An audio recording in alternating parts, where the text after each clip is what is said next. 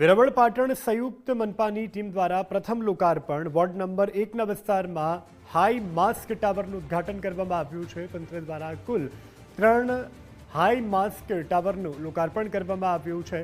રવિ tower નજીકના ગાર્ડનમાં 2 tower લગાવવામાં આવ્યા છે।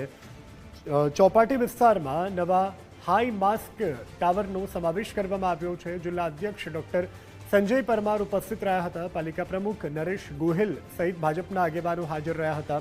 ₹25 લાખના વિકાસ કાર્યો અંતર્ગત મંજૂરી અપાઈ હતી।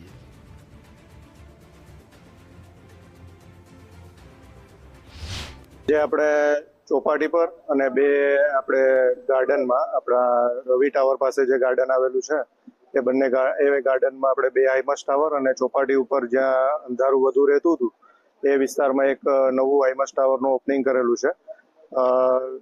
લાસ્ટ જે ગ્રાન્ટ હતી એમાંથી આપણે લગભગ 4 હાઈમાસ્ટ ટાવરનું બનાવવા માટે કામ ચાલુ છે। એમાંથી 3 હાઈમાસ્ટ ટાવર આપણે ઓપનિંગ કરી દીધું છે આજે, અને એક હાઈમાસ્ટ ટાવર આપણે આપણા 60 ફૂટ રોડ ઉપર એમનું કામ ચાલુ છે।